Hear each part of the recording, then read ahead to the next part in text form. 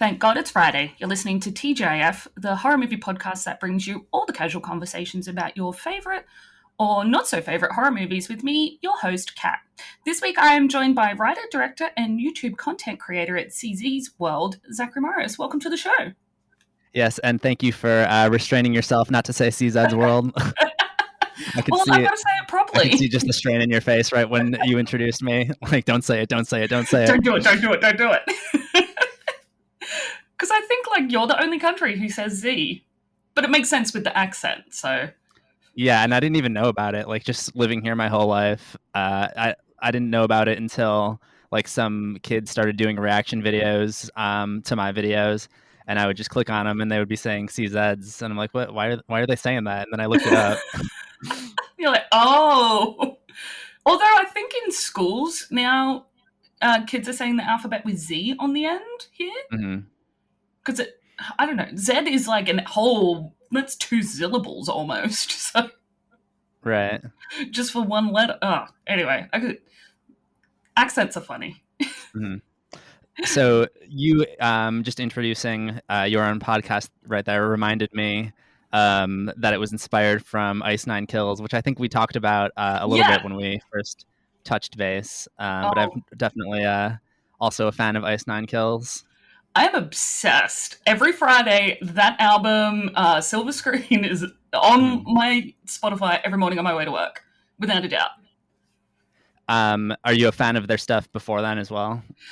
I've slowly started listening to it, but because I'm just so obsessed with every song on that album, it's so hard to go to another album because I just am so into that, and I'm just like, I know their other stuff's really good, and I really should. I haven't kept up with music as much, like in the last couple of years, but I know, just like talking to other people, that one has gone like really, I don't want to say mainstream, but maybe mainstream. Yeah.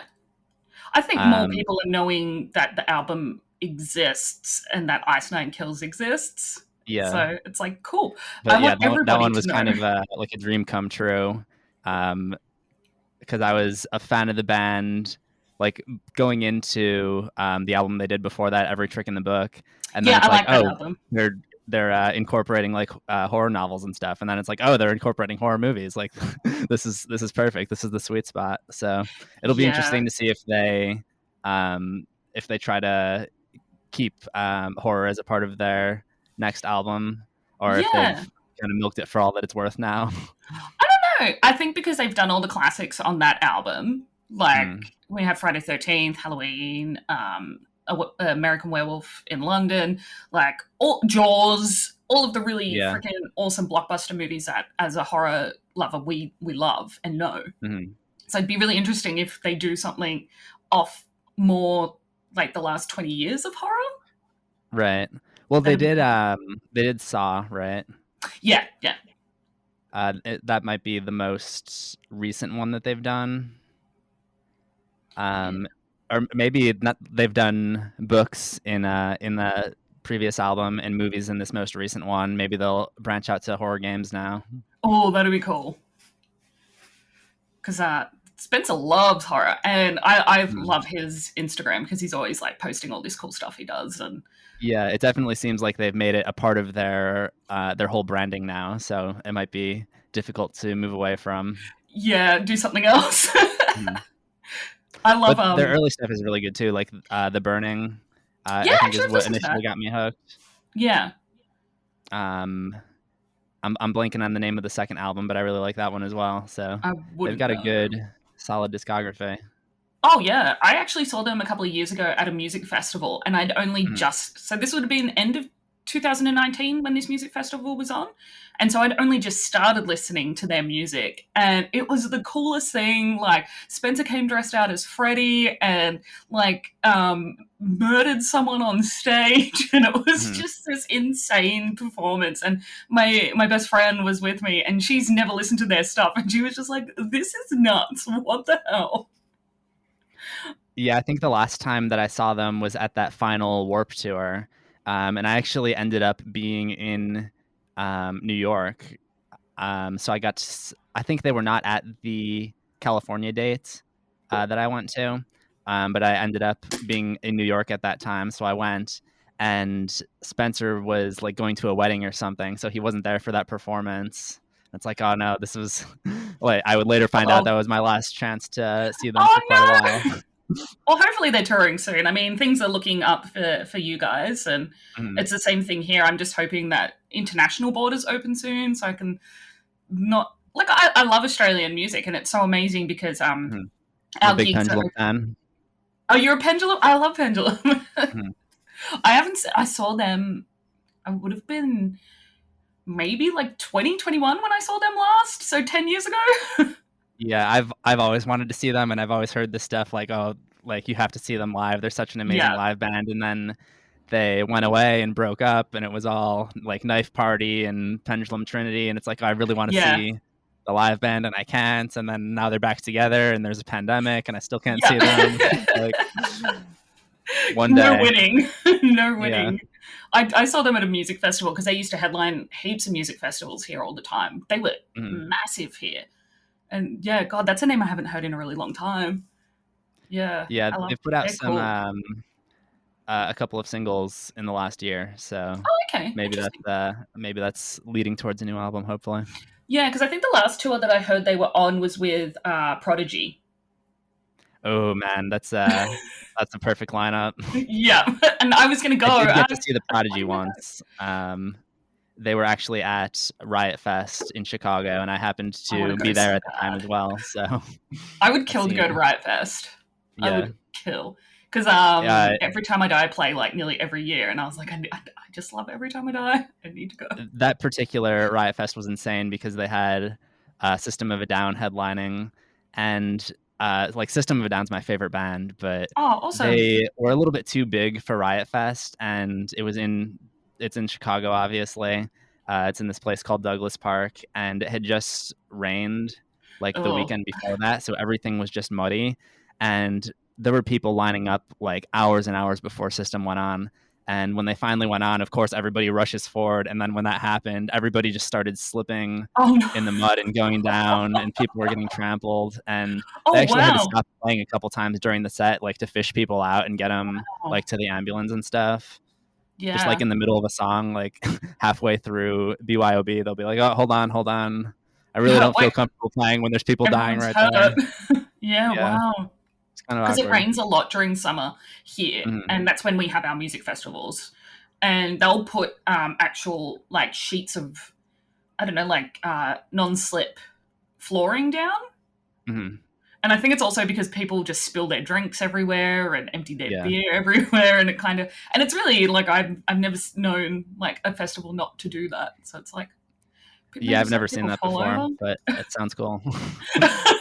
Because my partner went and played South by So What Fest, and he loved that because heaps of my favorite bands played and a few of his favorite bands played. So because I'm really into like more southern stuff, like the Chariot, Maylene and the Sons of Disaster, Norma Jean, like that kind of hardcore metal with southern influences, where they play in like 7/8 timing and there's no real timing structure. Yeah. I think I find that like a lot of the metal that I'm interested in is just like, I guess not just straight up metal. There's always some kind of cultural infusion with it. Yeah. Like with System of a Down, they bring in the elements of their Armenian heritage music and stuff like that. They're so special, System of a Down. They're definitely a band I've been listening to since I was like maybe 13. Yeah. So going on 20 years. For me. Yeah. That's so crazy they've been around for that long. I love it. It's awesome. Well, I mean, they were around until like 2005, and then they recently came back and played shows and stuff. Yeah, because I saw them only a few years ago. Oh, not a few. Maybe would have been like 7 years ago. 7 or 8 was the last time I saw them. And they played we have a music festival here called Soundwave. And that year was like System of a Down, Slipknot, Bring Me the Horizon, like all these intense like headliners. They had like Fall Out Boy, and I'm pretty sure they had Cypress Hill play that year. So it's like this Yeah, Yeah, that's a solid lineup. it was insane. Like the guy went bankrupt from it and still owes like all these bands like millions of dollars. Yeah. I know he owes Slipknot like $6 million. Wow. Well, and that's just dodgy people for you. Mm. But I'd love to get over there for a.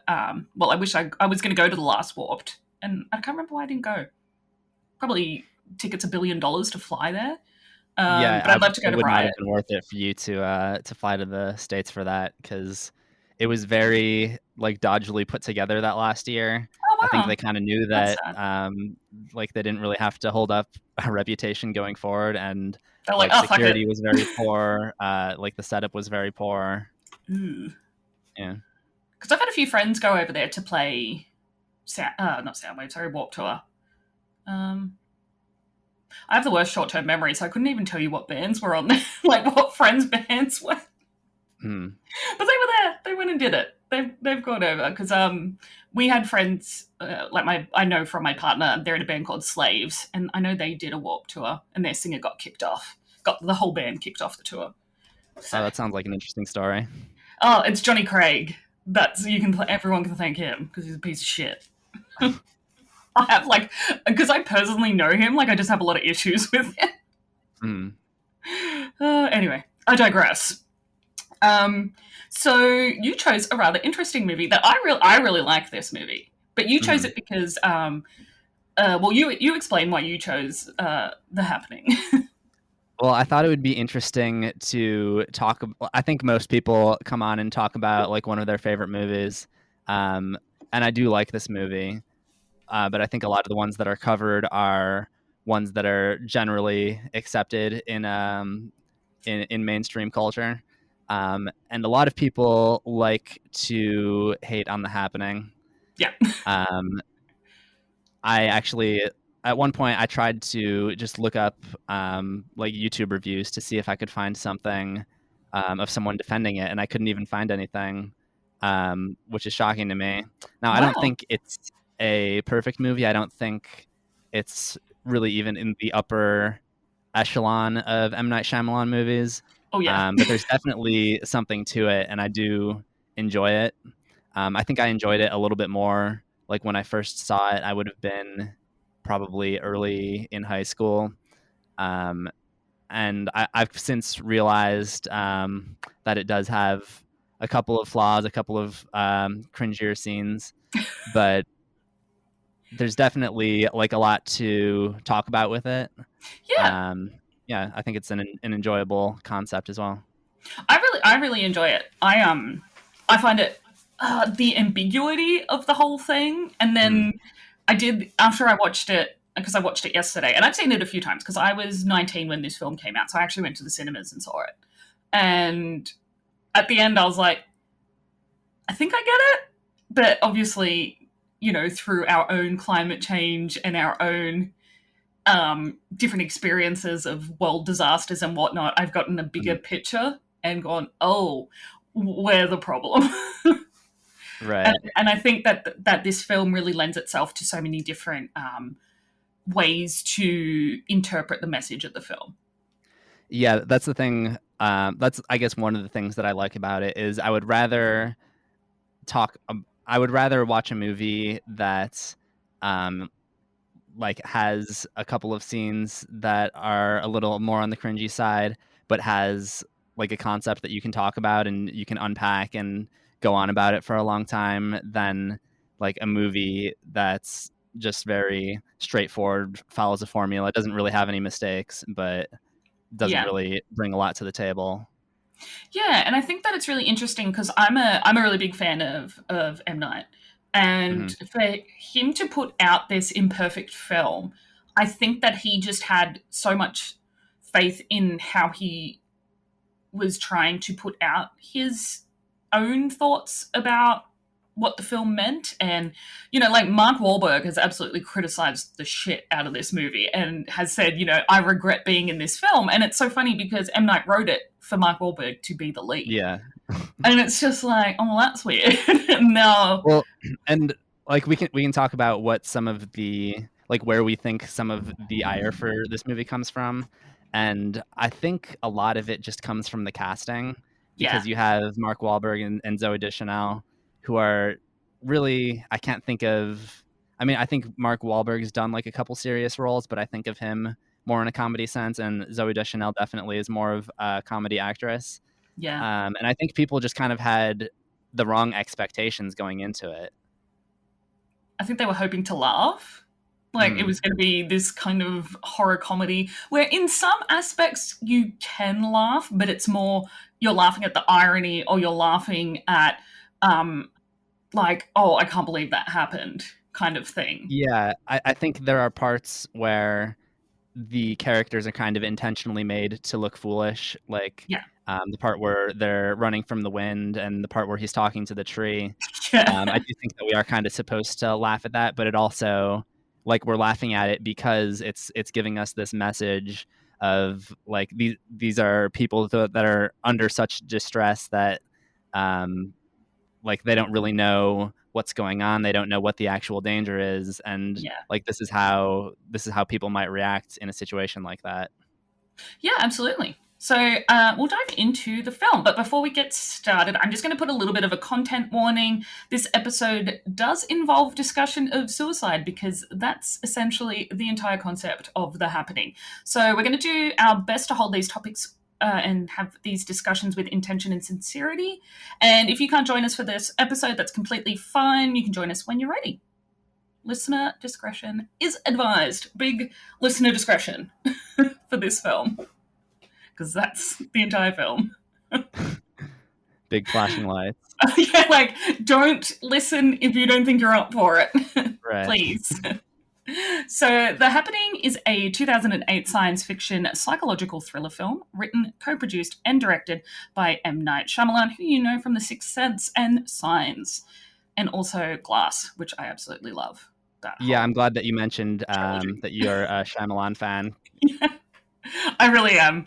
It stars Mark Wahlberg, Zoe Deschanel, John, I can never say his last name, but I do love him,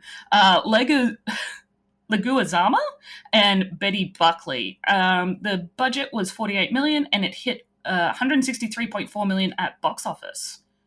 Not too bad. Yeah, Not too bad. Pretty successful movie for something that people claim that they'll never watch. Yeah. I think it's now people will claim they've never watched it, but they have. They just don't want to admit they've watched it. Yeah. So in 2007, M. Night Shyamalan submitted a spec script entitled The Green Effect to various studios. None expressed any interest to purchase it. He basically went and collected all these ideas and notes from his meetings, returned home to Philadelphia, and rewrote it. Finally, 20th Century Fox greenlit the project, and it went ahead. So that's pretty great. Century Fox. Yeah, that's another thing I wonder about with The Happening, because just in the spectrum of his career, this was right before The Last Airbender and After Earth, and I know I've heard stuff come out that he didn't really have as much creative control, and this is, I think, something that's especially applicable to After Earth, which was kind of more of a Will Smith project than a Shyamalan project, it seems like. But I wonder if some of that was starting to happen with The Happening, no pun intended. It had its own happening. The studios were starting to implement their own notes.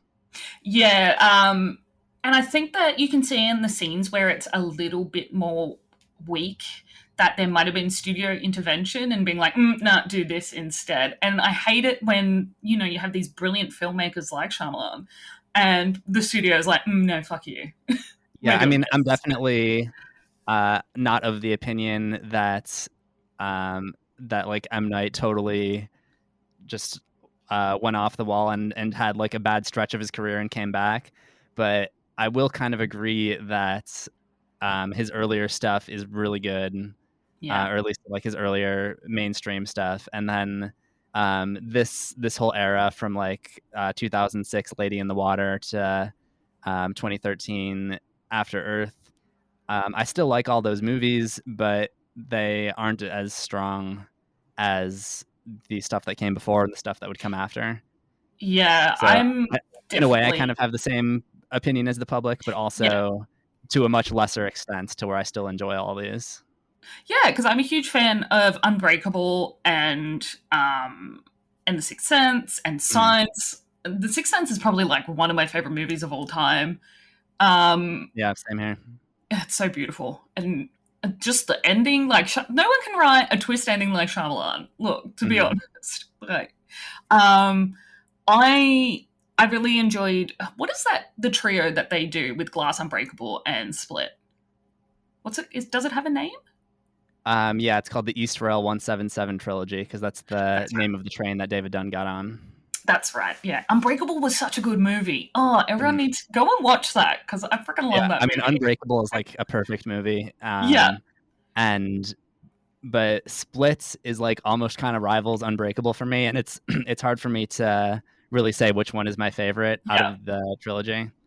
Glass is definitely the weaker one out of them, I think, but yeah, I would agree, but not by a whole lot. No, it's just like when you have Unbreakable and Split, and then you have Glass, you're just like, it's awesome, but it's not Unbreakable or Split. Right.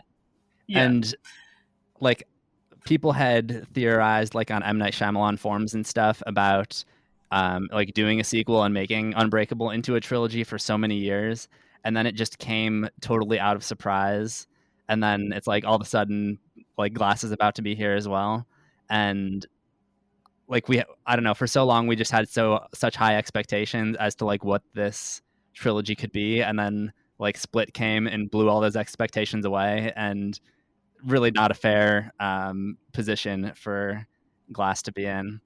No. Competition with those. Split is actually one of my favorites movie-going experiences. Okay. Because I saw it at the Los Angeles premiere, like whatever the first time they showed it. It was at some festival. I don't remember what it was called. But I knew that it was the new M. Night movie. I had seen the trailer at that point.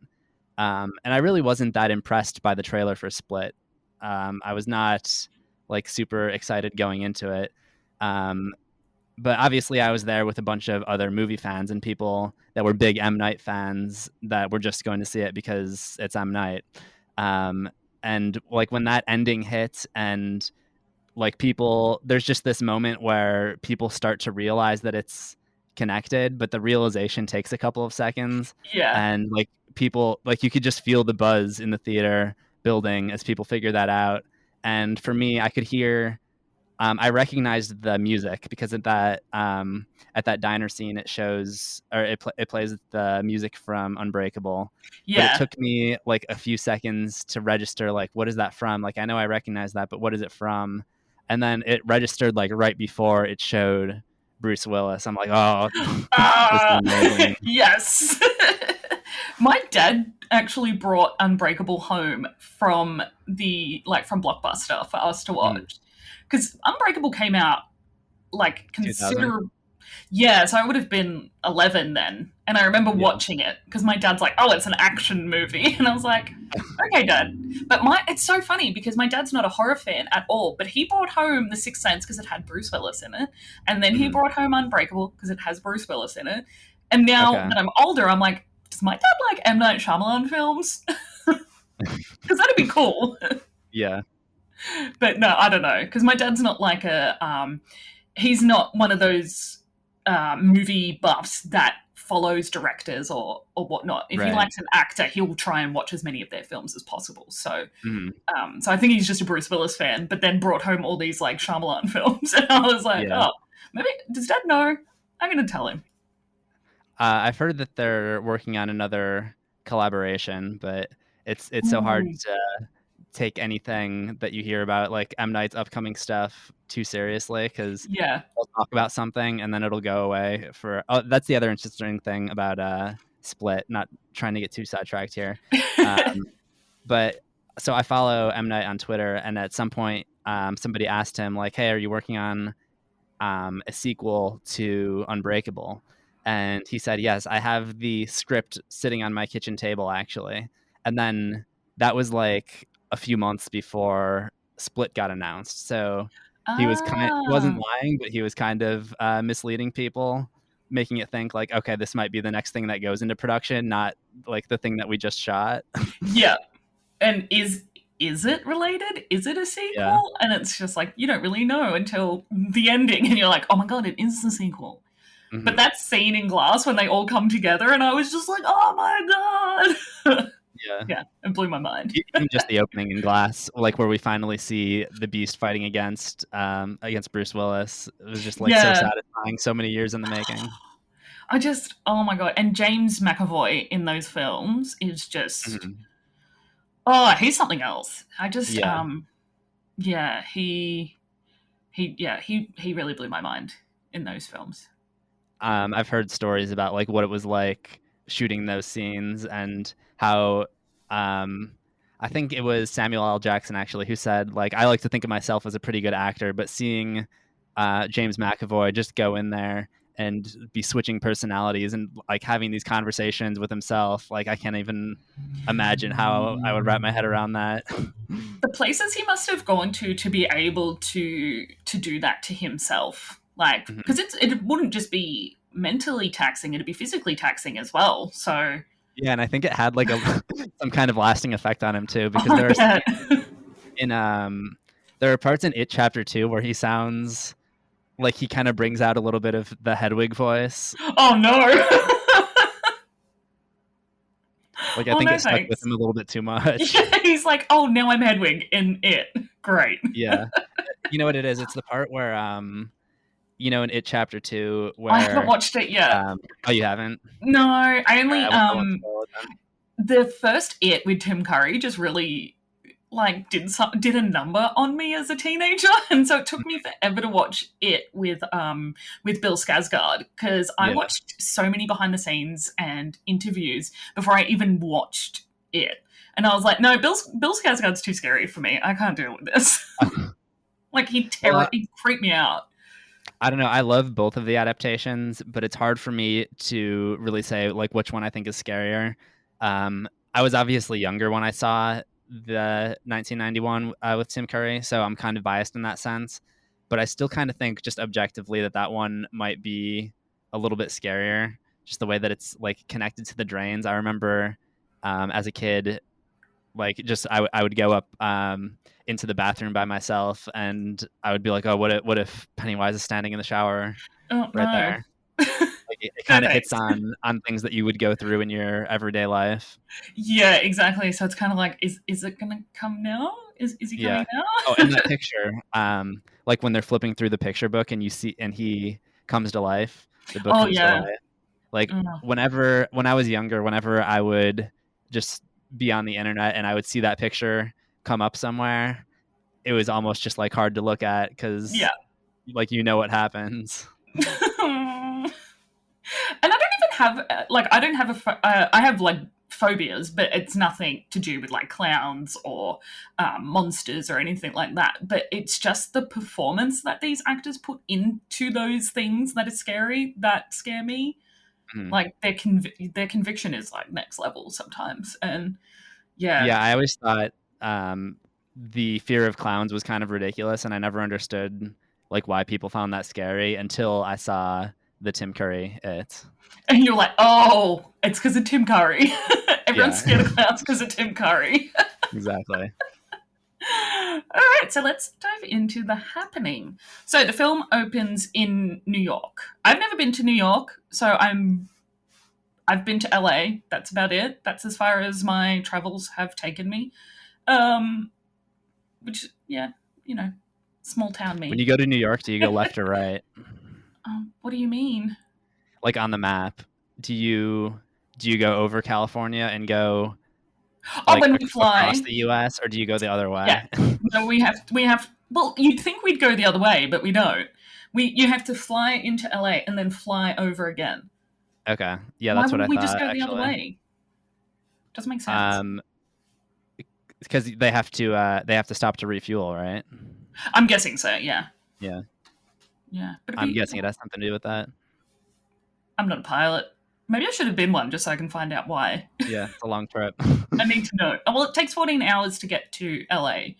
And then if I want to go to New York, it's like 22 hours. Mm-hmm. It's Something ridiculous like that. That's why I just never leave Australia, because it takes too long. Yeah. Get cabin fever on the flight. So we see a lot of people walking through Central Park. It looks like a normal day. Two friends sitting on a bench talking. I don't know what they're talking about. I know she's talking about her book or something like that. And some wind and trees rustle. Everyone comes to a complete standstill. Now, when I first saw this, I was like, did screen glitch? Are we just stopping here? Is this it? And then I was like, oh wait, no, it's all cool. It's not me. And well, I think that's actually one of the things that I like about the movie. Just the fact that there isn't a traditional villain, and it's all just kind of this paranoia about the trees and the wind and and stuff. Yeah. And they kind of set that up for us the whole time. So there's always like a tree rustling somewhere, or we can hear the wind and we're like, oh my God, something's going to happen now, because we've associated that wind movement, those leaves rustling, with people killing themselves. Right. And I'm sure we'll talk about this a lot, but there's definitely like a huge Alfred Hitchcock inspiration, specifically The Birds. I think Signs and The Happening have like the strongest Hitchcock connections as far as Shyamalan films go. But yeah, I mean, just the imagery of just the trees blowing in the wind and stuff in an ominous way reminds me a lot of just looking up and seeing like telephone wires and houses totally covered in birds and stuff. It's like not something that's really scary on its own, but it's scary in the context of what's happening. Yeah, exactly. So it's like, oh, I could look at that and it'd be fine, but you know that something bad is going to happen when those things, like you said, like in context. Yeah. And going back to another thing from my childhood, so I grew up in Chicago, obviously, the Windy City, and I remember just going on car trips after watching that movie and seeing the wind just blowing trees around in the background. Wind the windows up. Yeah. So people are confused. They're repeating words, kind of like as if they're going into some kind of trance. Some people are walking backwards, which I think is just really, it's just creepy the way that this is all happening. It's like you said, it wouldn't be creepy on its own, but we know obviously that something bad's going to happen. Yeah, I guess part of it is like we have an expectation for like how things are supposed to be. It's kind of the same idea as the uncanny valley effect. Like we know what a human is supposed to look like, and when we see something slightly off, then it comes off as creepy. And I think it's kind of the same way for like, that's why you see like a lot of abandoned locations in horror movies, because you're just not used to seeing like a high traffic location look like that. And I think that opening scene in The Happening kind of plays on that same type of uneasiness. Yeah, absolutely. Yeah. I love researching the uncanny valley. I find it really interesting. Yeah, it's fascinating. So there's and it's true. Like those. Oh yeah. Those things definitely are creepy. Well, when I was researching it, because I used to do Twitch streams where I'd talk about things like this, and I was looking at images of AI and robots that kind of move like a human, kind of look like people, and it actually made me feel sick. I was like, oh, yuck, that's gross. But that's what it's meant to do. Have you heard of thispersondosnotexist.com? No. Oh no. So it's literally just this image generator, and it uses AI, and it takes like existing photos and combines certain elements to show a bunch of pictures of just people that don't exist. It just transforms people's faces. Okay, I'm gonna look at it up. Look like you wouldn't even know. A lot of them look like real people, but then every now and then the software messes up and you just get someone who's like horribly disfigured, like they have 3 mouths on their forehead or something, and you're like, well, obviously that person doesn't exist. Yeah, every now and then when I'm bored, I'll just like click through that and keep refreshing it until I get like some horrible Cronenbergian grotesque person. I'm going to be doing that next. Yeah, like when we get off this call, I'm going to have a look, because I'll send it to my boyfriend and he'll be like, what are you sending me? Yeah, it's kind of cool for writing too, because I think like naturally when we write, we have kind of like a person that we know in mind as like what that person looks like. But it's kind of cool to be like, okay, this is like a totally non-existent person. If I just look at them like creatively, what would their personality be like? Yeah. Oh, that's a Interesting good idea. exercise. Yeah, rather than using someone you know. Right. And then they read the book and they're like, well, wait a second. Yeah. This person sounds like it's me. I don't know what you're talking about. It's I don't always know what awkward. you're talking about. That's a bit awkward.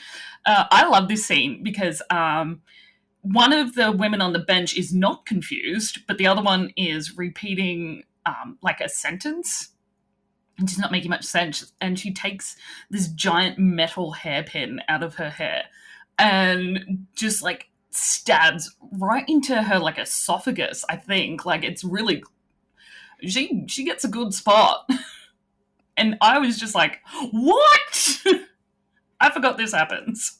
Yeah, I thought it was like a like, you know how some women have chopsticks in their hair? Yeah. I assumed that it was something like that. I was just like, why are you, what are you doing with that? Because I just had forgotten how this film opens, because then it goes over to the construction scene, and there's that group of builders all talking together about what they're going to do on the weekend, and a body hits the ground like a couple of meters away from them, and they all think it's this horrible accident. The construction scene, when it gets, like, we kind of cut in the middle of the conversation, and so the guy says, you have a girlfriend named Wendy too? Well, I saw your thing and it said WY, and I was like, wait, what does that mean? I'm assuming by your reaction you know what it means. No, I don't. I just remember because he says something afterwards and he's like, welcome to something. Yeah, so I looked it up and it's actually like a joke that he's telling. So it's about two guys at a urinal, and they both have the letters WY tattooed on their penis. Oh. And, so the one guy says, oh, you have a girlfriend named Wendy too? And the other guy says, nah, man, mine says, welcome to Jamaica, have a nice day. Yeah, that's right. So we only get half of that joke in the movie. Like, yeah, we don't hear enough of the joke to where we know what it means. It still makes me laugh because of the way that they all laugh about the joke, and I'm like, I guess it's funny because they're all having a good laugh. They definitely find it a lot funnier than it actually is. Yeah, because it's like, oh, it's a penis joke now. Great. Yeah. So they freak out. They panic and they're calling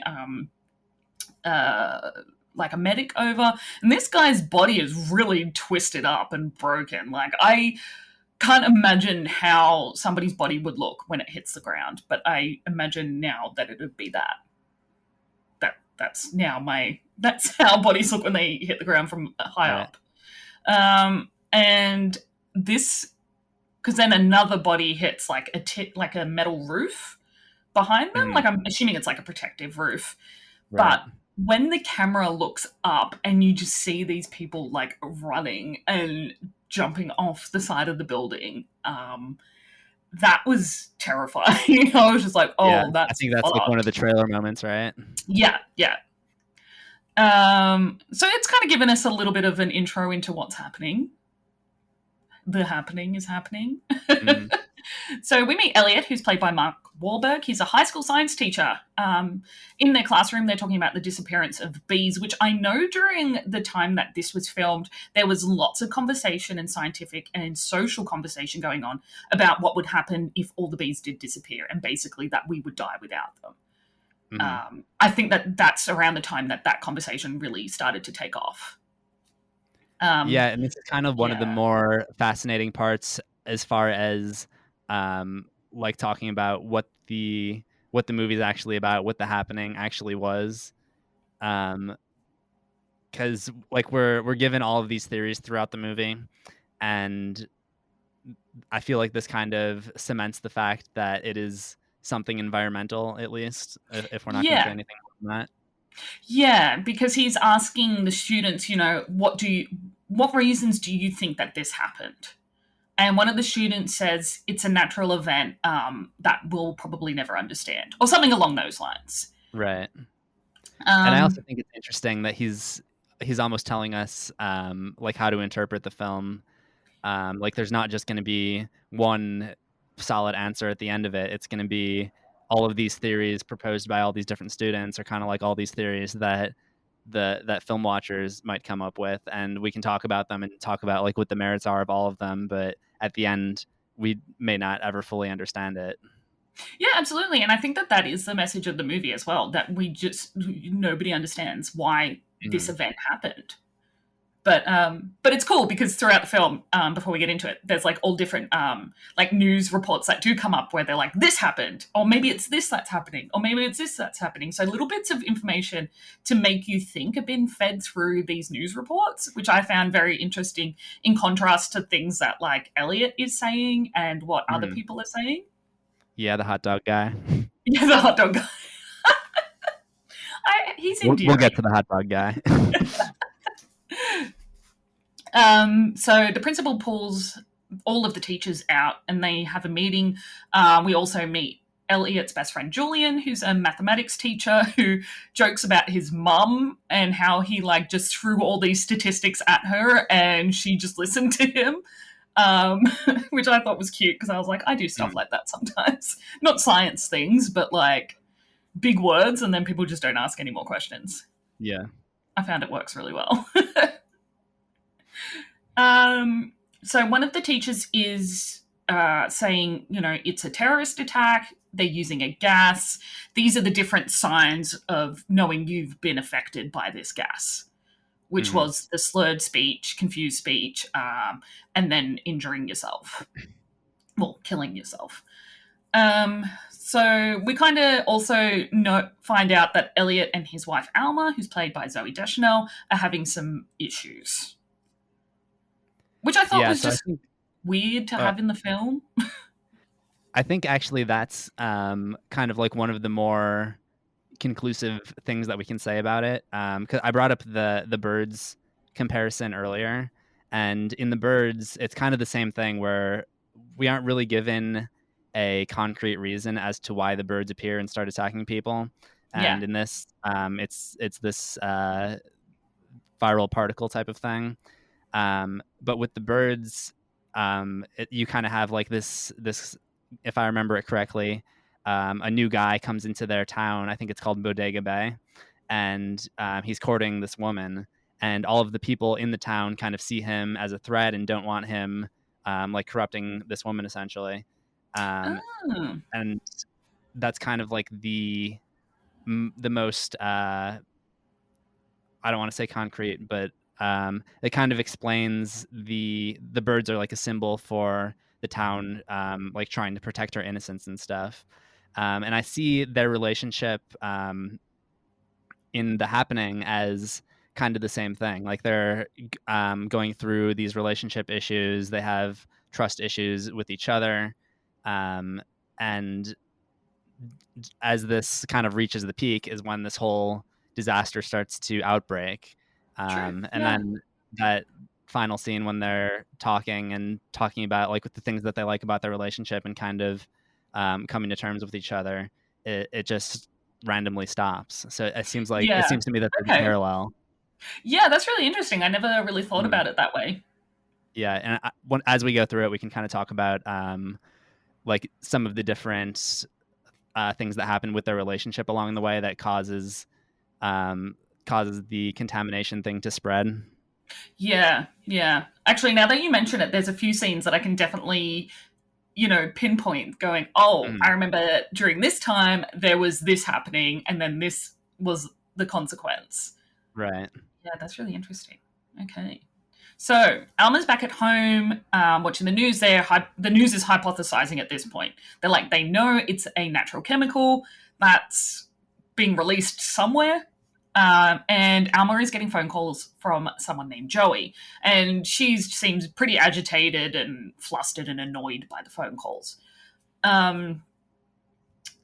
Elliot, Alma, and Julian are heading to Philadelphia on the train. This is where Julian's mother lives, and Julian's wife is going to meet them there because she's in Princeton, which I'm assuming is in Philadelphia or around that area. Yeah, I'm guessing somewhere around Oh, there. not sure. One other note on the phone calls as well. When she's on the phone with that guy, Yeah. she's kind of like trying to get him to stop calling, and she says, "I feel like I'm gonna take a shower and see your silhouette on the shower curtain." And it seems kind of like an intentional Psycho reference. I was about to say, yeah, Psycho reference. Yeah. As soon as I heard that, I thought Psycho. Yeah. Keeping with the theme of everything in this movie being very Hitchcock inspired. Yeah, and while she's also on the phone to Joey, this is where people on the train are getting phone calls saying that the contamination has spread. Mm. So they're like, oh no, it's hit Boston, it's hit Philadelphia, like it's everywhere now. Like we've got to get away. Is this when she's still in the apartment or when they're on the train now? When they're on the train. Yeah, because they have like that argument right before they get on the train, which train station, by the way, is the same train station that we see in Glass. And, yes, because Mark Wahlberg told his friend to like play it cool around the wife, and he makes some comment, and then she's like, "Oh, you told him that we were having problems," and it starts this huge fight, and they don't sit together on the train, and then that's where the infection starts to really spread to all these different areas and stuff. Yeah, that's really interesting because it's like a distance between them, then there's distance between the virus now going, and the virus is the contagion, whatever it is, the toxins are following them.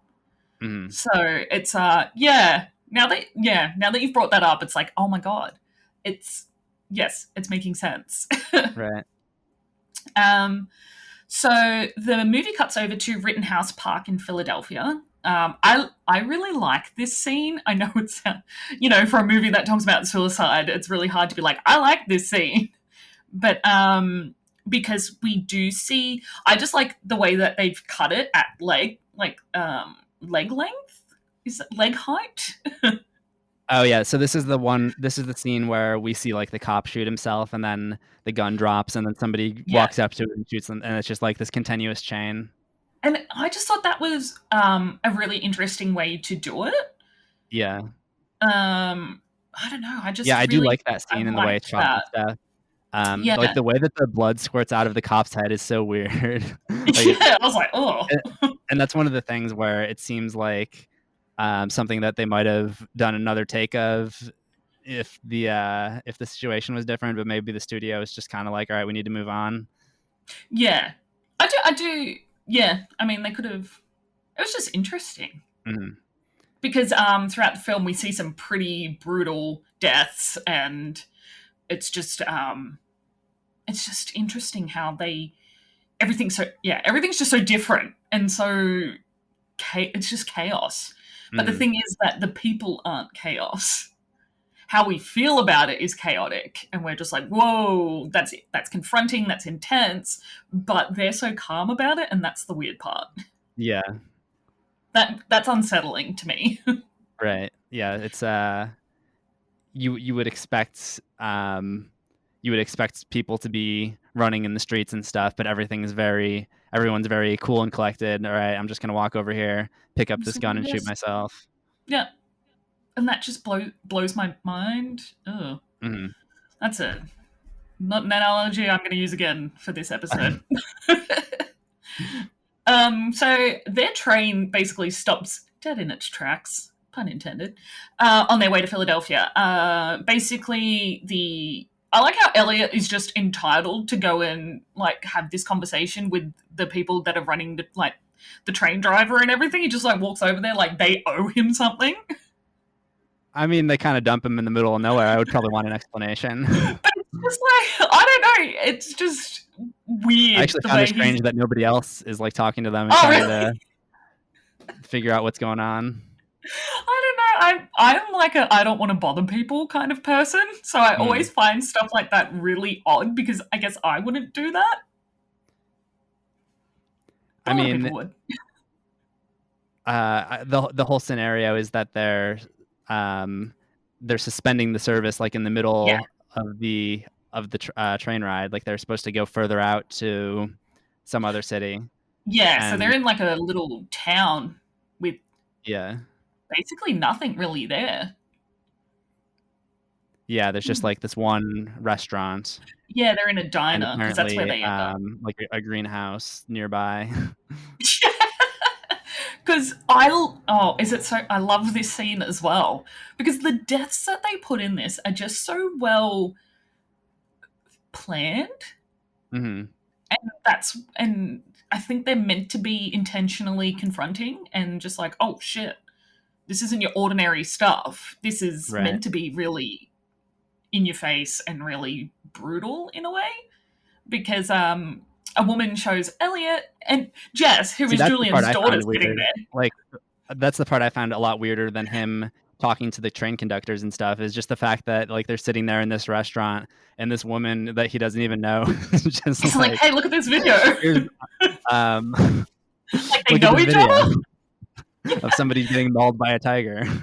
That is not a video I would just show some random sitting next to me. That's something I keep to myself. Maybe they don't want to see that. Look at this horrific video on this very obvious iPhone product placement. Oh, the product placement in this killed me. Mm-hmm. But also, I was watching The Empty Man last night. I don't know if you've seen that. I have not. I fell asleep halfway through because I had to take antihistamines because I'm allergic to my new kitten. And so they just knocked me out. So I didn't see the whole thing. But it does some pretty shameless like product placement for JBL. And I was like, I see that. Mm-hmm. So yeah, we are confronted with this really horrific scene of I don't know if he is the lion tamer or if he's just some random man who walked into the lion's enclosure. Yeah, I think he was like one of the zoo employees. Okay, yeah, because I was like, how did he get in there? He teases the lions and then they attack him and we see his arms, like he's got no arms. Well, maybe as far as how did he get in there, it's the same zoo that that the Horde gets into in Split. So obviously they have some security issues over there. So they gotta deal with their shit over there. Yeah. So at this point, everyone, I can't remember because I kind of got distracted, but everyone just gets up and leaves, or they panic and leave. Yeah, there's someone made an announcement. Like someone got up in front of the restaurant and made an announcement that like the toxins had reached one of the nearby communities, and that's right. But this wasn't happening like so many miles to the west or something. So that's right. Yeah, like 90 miles or something. Yeah. And so Elliot, Alma, Julian, and Jess, who is Julian's daughter, are trying to get a lift out of there. One couple are like, "Hell no, you're not getting in here." Julian's been trying to get. Also, like somewhere around that scene, I think it's while they're in the restaurant. There's like a news report of the CDC recommending that people evacuate the area, like they're evacuating New York City and evacuating the northeastern United States. And it was weird watching that this time, just seeing like people complying with what the CDC tells them without coming out with some. It's a bit ironic, crazy. Isn't it? Yeah, kind of depressing actually. Oh, I'm so sorry. Seeing how easy it could have been. Maybe everyone should have just watched The Happening and been like, this is how you follow instructions. Yeah. So Julian, who's been trying to get in contact with his wife, actually gets in a car with a bunch of people who are going to Princeton. Jess, Alma, and Elliot get a lift with... He's the hot dog man, right? The hot dog guy, yeah. The hot dog guy. Remember what so we don't even know their names. Yeah, he can be the hot dog guy. Yeah. So they're driving off towards their greenhouse because they say they've got to pick up some things. Oh, but we missed one of the best parts when Julian is bringing his daughter to try to get her to safety, but he sends her to go with sorry, remind me their names. Elliot and Alma. Elliot and Alma. Oh yeah, and Alma, by the way, is the name of Hitchcock's wife, Alma Hitchcock. Oh wow, I never knew that. Yeah. So there's that part where he's like, "Okay, take my daughter," and then Elliot takes her hand, and he's like, "Don't take her hand unless you mean it." It's like, whoa. Fucking relax. Yeah. But I also think that's kind of an interesting part for like the relationship story between Elliot and Alma. Yeah. Because I think a lot of times it's like a trope that a couple will like either get a pet or have a kid to try to like smooth over their relationship issues. And in this scenario, they're basically forced to take this child with them. Yeah, and they've got to work together to keep her safe. Mm-hmm. They don't really have a choice because she Yeah. does call them, you know, Uncle Elliot and Aunt Alma. So like they have an important relationship with her already. And so it's Yeah. kind of like, oh, now we've got to keep her alive. Yeah, it's like a Shit. new purpose in a way. Yeah. I hate this scene because it's just so fucked up. So The hanging Julian, scene. yeah. Yeah, that was Oof. one I was going to bring up. I think that's like probably one of the creepiest images in the movie. And it's very Shyamalan, the entire thing. So Julian, who is in a Jeep with, there's like, the car's full of people. And they're driving. Just like random people. Yeah, they're driving into Princeton. And as they are entering the streets, they've got, it's kind of almost like an orchard, the way that the trees are over. And we see a lot of abandoned like tree trimming equipment and like just lawn care equipment on the side. And one of the girls in the car starts screaming, and what we see through the windscreen are like, I don't even know, like 10 people hanging from trees. Yeah, it's just like ladders everywhere, as if people had just come out and hung themselves up on the tree. Yeah. It's really confronting because I know that hanging yourself is very, you know, quite a common way for people to take their own lives. And so seeing that, it's just very like, oh, wow. Okay. I'm glad we're talking about this on a podcast because I would never be allowed to show that on YouTube. No. No, you wouldn't. But I really do like the way that Julian, you know, is trying to keep her distracted, and he's saying, you know, like, I'll give you a maths problem. I'll give you a maths problem. And, you know, she's obviously very distressed. And it is a distressing scene. Yeah. I mean, if it was me, that would stress me out even more. Yeah. I just feel like, I just want to close my eyes and can you stop talking to me right now? Yeah. I just, shh. So it's just a really heartbreaking scene.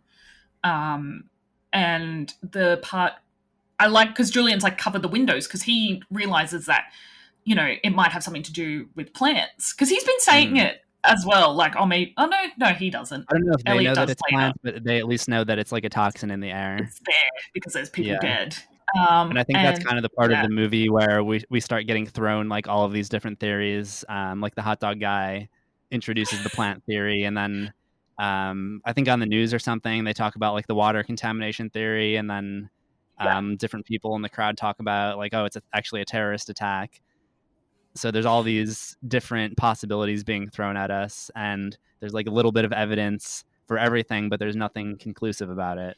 Yeah, which we can talk about at the end, because I've like listed like all of the theories below, and I'm like, cool. Which one is it? We don't know. You literally don't know. We're just led to believe that it's the plants. But Julian fails to close up this one little tear in the Jeep's roof, and the car comes to like a rolling stop. And this is the scene that just, I was like, oh my God. Because you're kind of given the impression that like in a typical movie, this was going to be like a B storyline. Like we were going to cut between Elliot and Alma and Julian for the rest of the movie. And then Julian line just kind of ends very abruptly. Because I was like, okay, cool, he's going to go save his wife, and then they're going to meet up in Philadelphia. No, because the car just like takes off again. And I really do like how they film it, because they film it like side on. Yeah. And the Jeep just like full speed into a tree, ejects the driver, who is obviously dead. And Julian gets out of the car, sits in the middle of the street, picks up a piece of glass from the windshield, and slices his wrists. Yeah, and I think that scene is like especially memorable because it's really well done. Like you have not even that much earlier, like the policeman shooting himself, where you can clearly see like the blood being squirted out. But Yeah. this scene feels like very realistic, and you don't really Yeah. question the movie magic behind it at all. No, there's no movie magic for that for me. Well, there is. I mean, they didn't literally die making a movie. That's not real. I'm kind of glad it's movie magic. So, yeah. I mean, as far as we know. Well, yeah. Well, I hope not. We get to the greenhouse with the hot dog guy and his wife, who are really lovely. I find them really great. I think they're great. Yeah, they're fun. And he's explaining, that plants have defense mechanisms where they do use toxins to protect themselves against pests, to kill them off. And that's like the most solid bit of science that I find in this part of the film, where I'm like, oh, okay, plants are just killing people because they are protecting themselves. That makes sense. Right. And he talks about like how they can, how the plants can communicate with each other. He's talking to the plants in his greenhouse, saying like, "Oh, don't worry, I'll be back soon," or whatever it is. I was like, that'd be me saying goodbye to my devil's ivy. See you tomorrow, buddy. See you tomorrow. Have a good night. So they're heading. They've realized from the news reports that a lot of this is only happening in the northeast of the US. So they're heading towards the state lines to get out of there. I like how the hot dog guy, his wife just casually mentioned like, "Oh, you've got binoculars in the back from when you were spying on the neighbors," and then that's never brought up again. Just like it's totally normal. It's just in there to make him look creepy and make him look like not trustworthy. Yeah, but really he's just like the conspiracy dude that is like, the neighbors are plotting, so I've got to watch them. She just says that so casually. And then I just loved that. I cracked up watching that because I was just like, that's... Because Elliot Nalma would have been like, what the fuck? What do you mean spying on the neighbors? Who are you? So they pull aside because they think there's the dead animals on the road, and they're kind of like, well, we don't want to drive through there because the dead animals are in the way. So Elliot uses the binoculars that the hot dog guy uses to spy on his neighbors, and he actually sees that there's bodies on the road. And then he says, why did these binoculars smell like hot dog juice? Did he really? No. Oh, because I was like, oh, that didn't explain... Because the hot dog guy talks about like what hot dogs are made of or something, doesn't he? He has like a massive conversation. I remember that like his reasoning was that they're easy and they last a long time or something like that. Yeah, he's like a survivalist or something. Yeah, they're funny. They're funny, those ones. And so they turn around, go back, and as they're heading towards whichever way they've found on the map to go around, because I realized it's 2008 and I was like, why don't you have GPS? Why are you reading a map? I think they did, like, if I remember correctly, there was some GPS at that time, but it wasn't like where you could expect to have it in every car, and it wasn't on phones yet. Yeah, true. I think now I just take things for granted like that. Right. I'm just like, why wouldn't you use that? How people drove before GPS. Like, I think it was starting to become widely used enough by the time I turned 16 and got my license. Like, that's right when it was starting to be like, okay, everybody has it now. Yeah. But I would have been lost so many times. Like, even with the GPS, sometimes like I'll miss a turn and then it's got to like reroute me somewhere. Like, I could not imagine. It's like you've now got 10 minutes added to your trip. Navigating with paper maps. Oh, I can read a paper map because my dad is ex-military. And so one thing he taught me was how to read a map and how, like, 24-hour time. 2 things I got taught. I mean, I can read a map, but I wouldn't know, like, where I am on the map. Oh, yeah, true. That's nice thing about GPS. Yeah, I'd need, like, a little pinpoint to be like, you are here. Mm-hmm. So they run into a guy from the army who's very enthusiastic. He's very enthusiastically military. Yeah. I mean, he's probably been stationed out there forever and never had any action. He's like, people! I'm going to save people. Yeah. Oh my god, this is my moment! And he tells him, don't go back there, because all the people on the base have killed themselves and they're in the barbed wire of the fence. Doesn't he have like a southern like Louisiana accent or something? Yeah. Like a twang. Yeah. He's oh god. He's interesting in the 5 minutes that we know him. Yeah. And then all of the cars like start converging at this like junction that they're in, and they're like, yeah, don't go there because there's dead bodies all over the street there. Don't go there because there's dead bodies everywhere there. And they realize, well, let's get off the main roads. Yeah, this is an interesting part for me because so it's spread to where it's basically all around them except for maybe like one little strand that they somehow make it through. Yeah, because I kind of wonder. I think that's right around the time where she admits that like she went to get dessert, or what is it, tiramisu? That's tiramisu, dessert, right? Yeah. I say tiramisu, but okay. It's the same thing. Yeah, same. With the guy that was calling her, and then so they're like he's hurt by that, and then that's when like this thing kind of closes in around them. Because they've split into two groups at this point. Well, not split, it was an accidental split because one group just started moving ahead and the other group were getting things out of their car and were slowly following behind. And that's when they're having that conversation about the tiramisu. And I was just like, that's so innocent. Like, but she lied to him. So she's like, I feel bad because I said I was working, but I was really going to get dessert. Mm-hmm. And I was just like, oh God, why didn't you just say I was going to get dessert? Yeah. I don't know. Because there's no inclination whatsoever given that she had any feelings for this guy. Right. So I was like, yeah, it seems like she's just felt guilty about it like ever since. And she's like, all right, we might die now. I need to get this off my chest. Because after this bit, he also tells her that he thinks that the girl at the pharmacy's hot. Right. Well, doesn't she end up saying really? And he's like, no, not really. I just wanted to just wanted to get back at her. Yeah. It's like, oh God. Yeah. So you can see that they have that kind of relationship where they haven't hurt each other in the past. And this is kind of their first, like, not like a test kind of moment where it's just like, how do we communicate about these situations? Yeah, that's kind of what it is to me. Is it's in the end, it's kind of like a trivial dispute, but the fact that they communicated about it so poorly is saying something about their relationship. Exactly. I do think this scene is like, I mentioned that it's not perfect. Like going back and watching it now that I'm older. And I think this scene is kind of like the cringe part that I was talking about. It doesn't last very long, but it is like very weird. The soldier?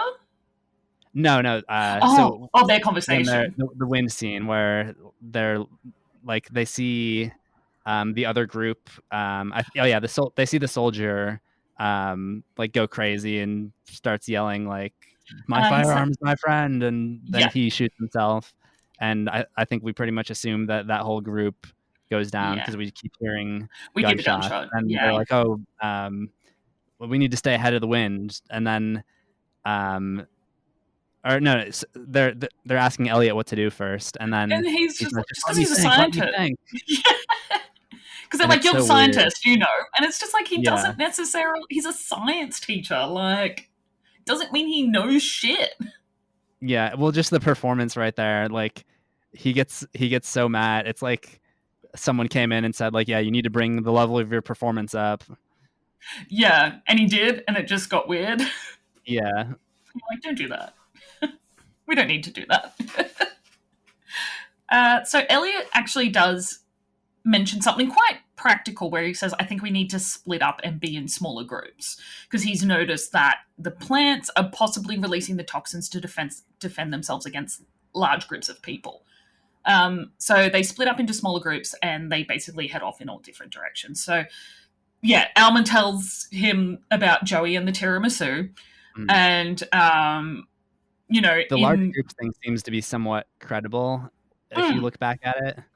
Because it does start in large cities at parks and stuff, and then it does seem like the bigger groups are the ones that get hit once they split off into groups and stuff. Yeah, that the larger groups are the ones that are getting picked off, and that the Mhm. smaller groups seem to stay safe even though they're in the same vicinity almost, Right. which does come up just after this part. So Elliot, Alma, and Jess, along with two teenagers, Jared and I don't know what the other guy's name is. I love this is a little bit of like comedic relief as well, because one of the they look about 16 years old, and he's like, "You've got to take responsibility in your relationship," and he's like, "Yeah, gee, Yeah. thanks. You're like 12. Shut up." And I was like, "But he's giving like pretty credible advice." Yeah, and she's standing like right there, like 10 feet away. But he's like, "I don't need advice from teenagers. Get out of here." But I love that they're also calling him Mr. Like whatever his last name is, because they realize he's a teacher. Yeah. So they're calling him by his like teaching name. And I was like, that's funny. They end up at a development display home, and this is where Elliot is in the room, and a plant is moving, like rustling a little bit, and he's, talking away to it and like defending himself, only to realize that the plant is fake. Yeah, so what do you think about this scene? Because it seems like a very specific choice that they've wandered into this model home in a model neighborhood type of thing. Yeah. But I it's hard for me to say like what exactly that means. I did read somewhere that these particular scenes are set up to look at the impact that mass hysteria has on people, and that hysteria, and paranoia eat away at an individual, especially when it's at a mass level coming down to the individual. And so this is just a scene that reflects how this mass hysteria impacts at an individual level, to the fact, to the point where he's like talking to a house. Yeah, the fact that he's talking to the tray. Yeah. But I just mean like why was this location chosen? Like it just seems like they could have gone. They could have just wandered into a neighborhood that everybody had ran out of, but they made the very specific choice to have them go into this model home and model home community. The only thing I could really come up with was that this is kind of like the idealistic neighborhood of it's family. It's supposed to be like a family friendly neighborhood. That's probably who I think it's called, like Crystal or Clear Hill Community. Yeah, Clear Hill or Clearview. Yeah. So I wonder if that's kind of the movie telling us that like this is what Elliot and Alma's married life should look like, and like if they can sort out their problems, then they're going to end up somewhere like here. It could be this. They end up fleeing that area, obviously. Yeah, because I don't know why there's no food there for starters. There's nothing to eat there. But yeah, it is interesting that they chose that, because and the thing is, like, the film is and I will elaborate at the end on this, is that it's a critique of like nationalism and middle American society. And so going into a display home looks at the potentially the like the fakeness that a lot of that can be, and the image that it puts out but actually isn't. Yeah, there's kind of some gears turning in my head now. Like, they are married, but they don't fully know each other yet. So their relationship is kind of like a display home in a way. Yeah, absolutely. Definitely. I'm glad we're talking this out. It's fun to talk it out because you're just like, wow, that makes so much sense. Yeah. And then as far as the tree thing, it seems like there's so many people that use that as like a critique point for not liking the movie. And I watched that and I'm like, no, this is definitely supposed to be funny. Like, this is definitely supposed to be pointing out that like this is just the fever pitch of Elliot's hysteria. Yeah, it's so much bigger than that. And people, I think, seem to cling on to the tree concept and be like, oh, well, this is why it's an issue and I don't like the film and it's shit. Because why would trees ever do that? And it's like, that's not what this movie's about. Yeah. The movie is not about the plants. Let's move on from think bigger picture, bigger picture, bigger picture. Let's go. And this is probably one of my favorite death scenes in the film. It sounds so brutal. And everyone's like, why would that be your favorite death scene?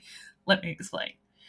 Okay, so Elliot, Alma, Jess, they're leaving, and then they turn back to look at the display home that they've left, and there's like a massive group joining up with another group.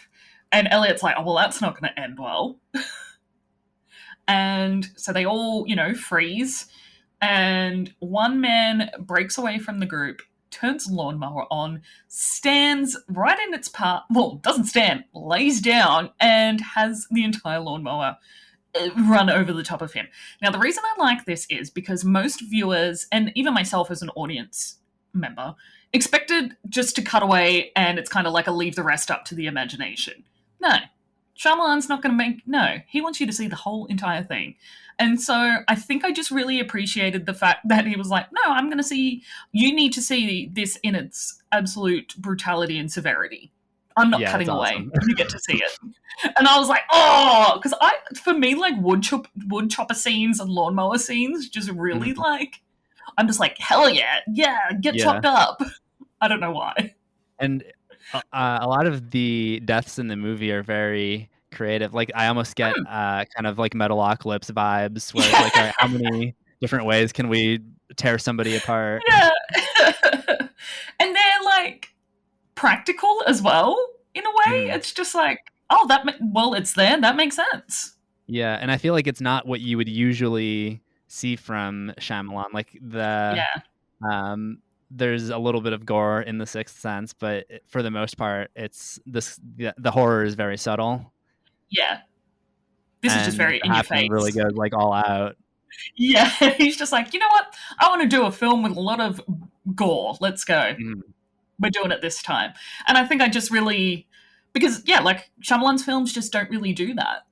Yeah. They're about I think maybe for some people it kind of gives like B-movie vibes in a way. Oh, I was like, I love this. Yeah, I mean, that's not like a criticism for me. That's yeah. No way. I really do like this movie. I thought it's kind of like what was another film that came out around the same time? Because I remember going to see this at the cinema, and I feel like Cloverfield came out around the same time. Yeah, it did. Yeah, I thought so. Cloverfield. I don't mind it. I just was never a found footage fan until recently, so now I need to go back and like rewatch all those films that I was like, oh, I don't like this, because now I'm like, I really like found footage. Yeah, maybe not all of them, but oh no, not all. No, I mean, I'm not going to watch it. I need to rewatch like Wreck and Hell House LLC, and Wreck is probably my favorite because that's Quarantine, isn't it? It is. Yeah, it's the original. Yeah, I really like that. Scared the crap out of me, that film. So I'm just looking at 2008. We had The Strangers. Oh, that film. I haven't been able to rewatch that. The Ruins. Oh yeah. The Dark Knight, obviously. It's a great movie. Fantastic. Oh, movie. That's when Quarantine came out. I guess that was only a year after the original. Yeah, I wasn't sure if if it was Cloverfield or Quarantine, because I remember seeing because their coloring is very similar. Like it might have been even the same colorist, if anything. Yeah. I actually haven't seen the remake, because every time I want to watch it, I'm like, well, I'm just gonna watch Wreck because I love it. I don't think Wreck got released here, but Quarantine got released at the cinemas here. So I remember seeing that. Interesting. So yeah, the guy gets chewed up by a lawnmower. Elliot just watches on. That'd be me. I'd be like, this is like a train accident and I have to watch. It's interesting how we're presented this idea that like social distancing can save them. Right? They should have just used this as an educational guide for COVID. Yeah. This is how you save yourself. Yeah, I mean, it actually is pretty crazy, like how many parallels there are. Yeah, definitely. Watching it last night, especially, after the pandemic, I'm like, whoa, Mhm. this feels familiar. Like the idea that it's airborne. And then I think to like early on in the pandemic, people didn't really know like what it was and how it spread yet. And what it meant and Yeah, how to protect themselves. I think the right. first month here was just really haphazard and like, what the hell do we do? Mhm. Yeah, I mean, I think back to like a year ago, like early 2020, and like experts saying not to wear masks because we need to preserve them for the healthcare workers. Yeah, Which, like, I wonder if they would still say that, like knowing what they know now, if they still would have said that at the beginning. But that's a yeah. different conversation, I guess. Oh yeah, I think it'd totally be different. I just started buying fabric masks because I was like, I don't need a medical mask. I Mhm. can just. I wasn't really going anywhere anyway. There wasn't Yeah, much to do. So what do you do? right. Um, I love this next part of the film because it's so like, what is happening? Wait, are you talking about the house or like as Yes. they're walking up to the house? What happens when they walk up to the house? Um, that's when he's talking to the kids again, and they start asking like, "Oh, you got kids?" And he's like, "No." I don't know if he says anything actually. He says she And they're wanted to asking like wait. why he She doesn't have wants to kids. You wait. got a problem? Which, Yeah, these kids are so beyond their years. It's just yeah, like, I don't know if the scripting was done with them in like teenagers in mind, but I yeah. think they completely missed the fact that they were teenagers talking about this kind of stuff. And there's just a lot of characters it seems like who like overstep Yeah. their boundaries. Well, Julian does at the start, where Yeah. he is really not dismissive, but a little bit mean towards Jess and Mhm. makes it obvious that he knows like something's going Right. on. And, Yeah. like Elliot has to defend him and be like, well, I haven't told him anything. He just knows. Yeah. And it's just like, well, that's him overstepping his boundaries already. And then like they ask him if he's got a problem and he just like this is such a weird reaction, but he just looks down at his own crotch like, "Oh wait, do I have a problem?" He's like, maybe I do. So he's like Yeah. questioning his own fertility at this point, and it's just Yeah. like, there's so much going on right now.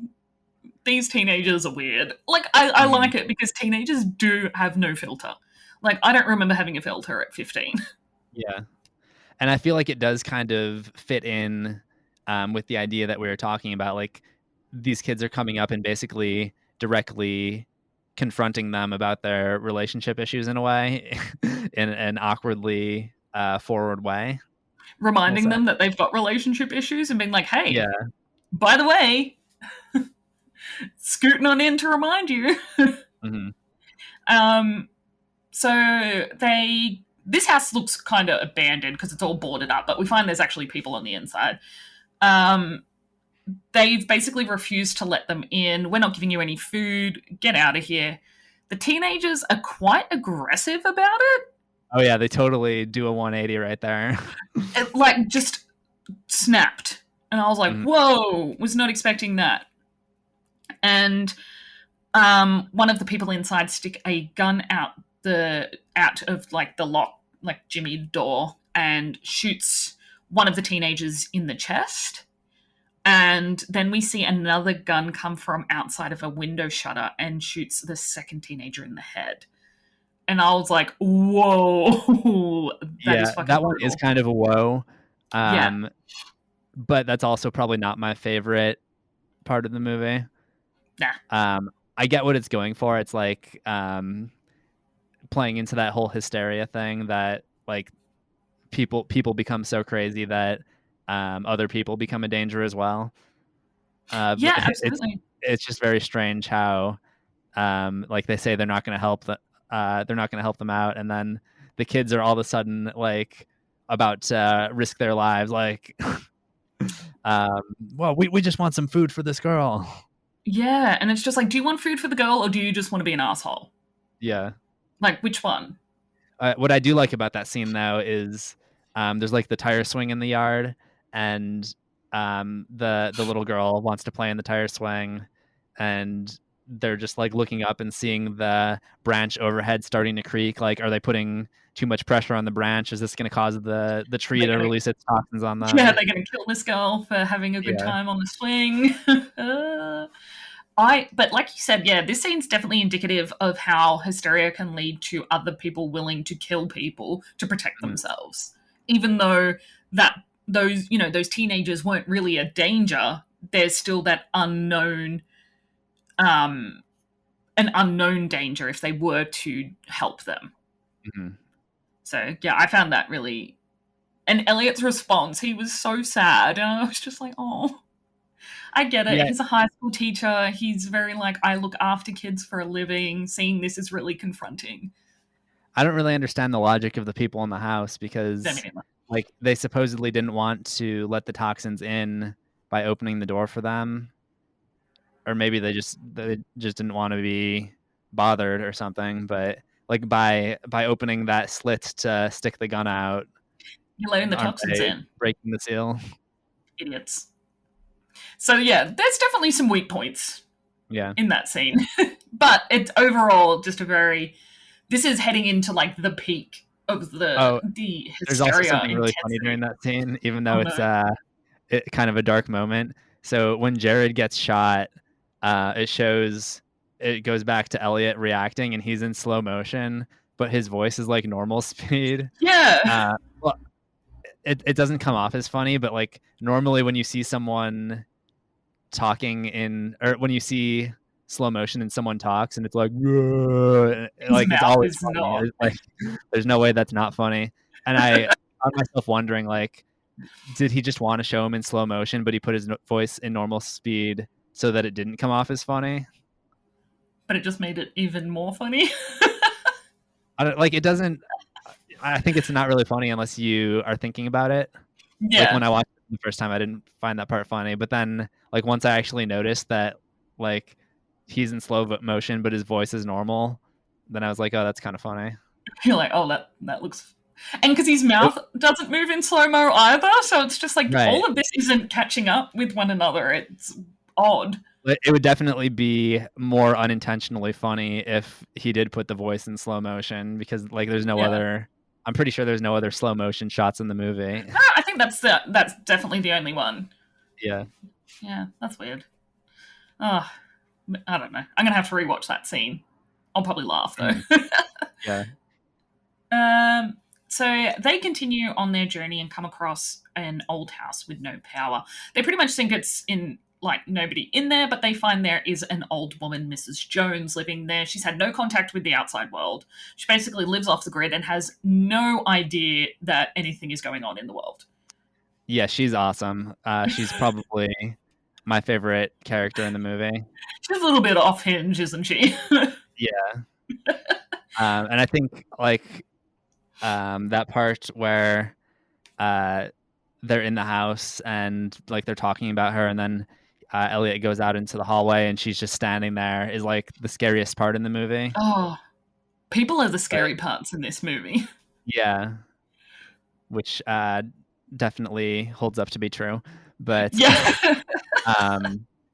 yeah, like the way Betty Buckley does that character is amazing. Yeah, she's fantastic. So that it cuts away because we know that she's got no electricity, she hasn't got TV, but we as the audience do see a news report where a newscast is discussing the toxins. So a scientist is suggesting that the number of attacks and the severity of these attacks are kind of similar to kinds of natural toxins like an ocean algae that will basically have a time frame where it starts and it peaks and then it falls off very quickly. They show some charts and stuff. The science seems legit to me. I don't know about you. I was like, yep, checks out. Yeah, I think it's like another one of those things where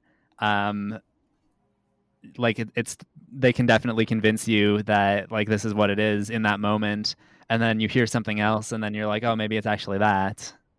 Yeah, it's. I was just like, oh, the science. Any movie that presents science, I'm like, yep, seems legit. Hmm. Nice.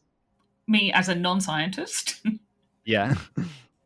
not good. A social scientist, not an actual scientist, Mm. but Well, uh, that's actually interesting that you say that, because um, another thing that I was thinking about with the character of Jess is that she kind of keeps to herself a lot, and she's not very social. And it makes me think that this is it makes me think of other M. Night characters, and there are a lot of characters who have some kind of perceived weakness, but they're actually stronger because of it. yeah, Um, like in the village, you have the main girl who's blind, but because of that, she's the only one who's brave enough to venture outside of the village. And um, like with in Unbreakable, you have Samuel L. Jackson's character, where his bones are very brittle. He has that disease where he can easily be injured, but that caused him to become a thinker, and he becomes like a genius.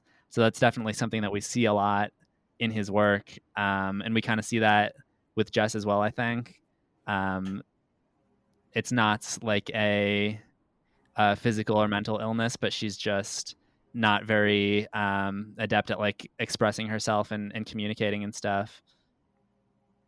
yeah, and because Alma does say something to her at the start, like, "Oh, I don't like to show my feelings either." Hmm. So yeah, it's definitely an ongoing thing where Jess is very introverted, very quiet, reserved, but she has adapted to the situation very well. Hmm. Like we even see kind of the contrast with the teenagers. Like it's kind of um, their tendency to take charge and speak up that gets them killed.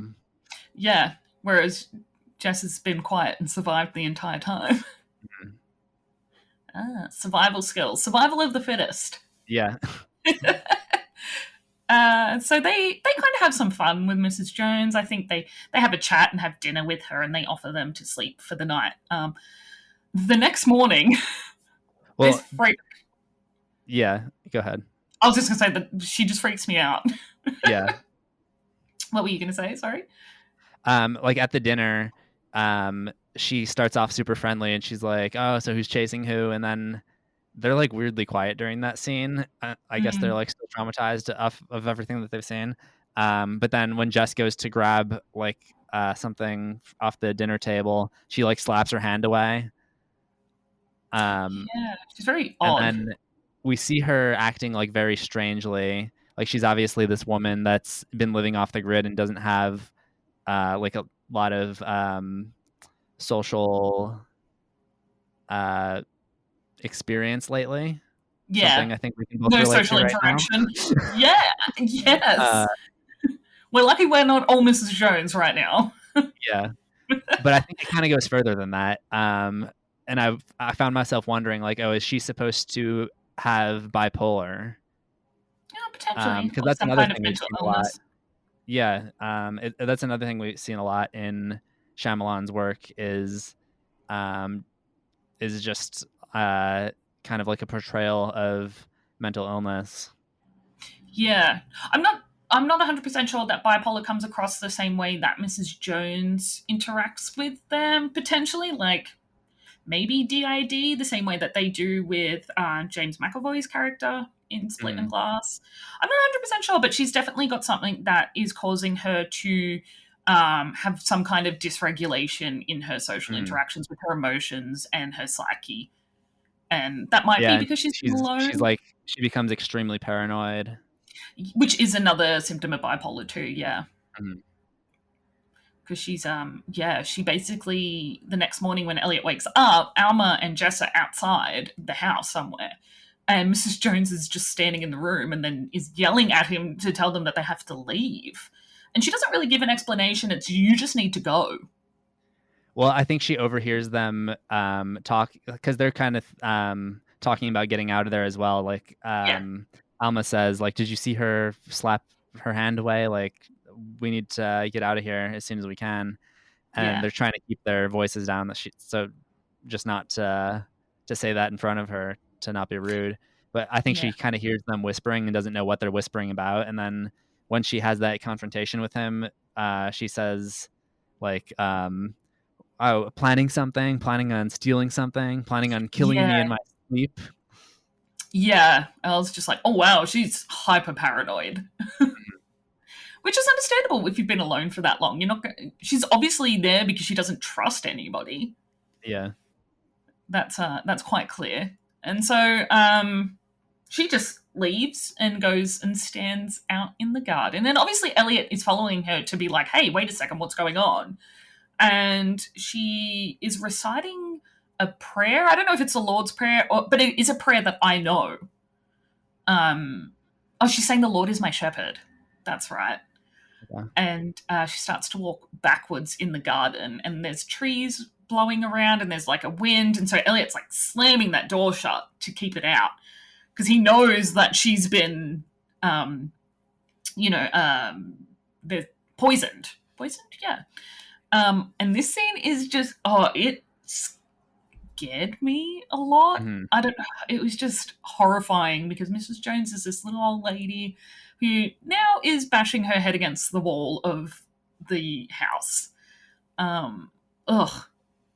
It's yeah. Now that we're going through this, like, there are so many death scenes that I really like and really like stood out to me.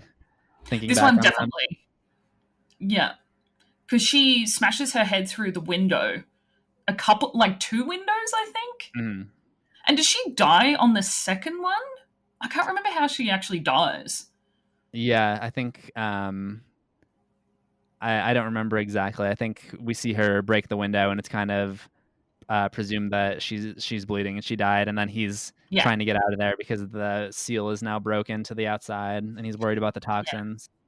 Which that's also interesting because like one of the more credible theories is that it's affecting people who are grouping up too much, like it's going for larger populations. And she's like the one exception where she's really just by herself. But we've seen the size of populations that it attacks getting smaller and smaller, so we don't really know if that theory was totally wrong or if it's now gotten smaller and smaller to the point where it will just take out one person. Yeah, exactly. Because they have like an underground railway communication thing, and he's talking to Jess and Alma, who are out in like it's called a spring house. So I'm guessing when it's too hot, they'd go out and sleep in this house that's set up. Mm. I'm assuming that's what it's for. And so they're chatting, and he's like, it's infecting people on their own now. And there's this real touching moment where he's like, if I'm going to die, I want to die with you. And yeah, so it's interesting because this is basically like the grand finale that we're at this point. Yeah. So this is kind of like the ultimate test of their relationship, because the whole trouble started when they were apart and she went to get dessert with this guy, and like them being apart kind of started this rift between them. And now like they have this ultimate test where they have to make it through being apart, and then they're talking through these sound tubes that connect the two houses, and that's they express their love for each other, and they're talking about like the mood ring and like when they first met, what color is love and stuff like that. It was really nice. Yeah, they go out to meet each other, and that's when it ends. And they're just like, let's throw away our differences, and this argument means nothing because we're going to die and we may as well be together. And so they think they're going to die, and they're willing to die together. Yeah. And to basically repair that rift. And that's them walking across this field to one another and being like, well, let's just fuck everything. Let's just die together. Yeah, and I imagine Jess at that time is thinking like, how the hell did I get dragged into this? She's like, fuck, I don't want to die. I didn't sign up for this. Yeah. She's like, oh, great. So you're dragging me into your relationship issues now. Yeah.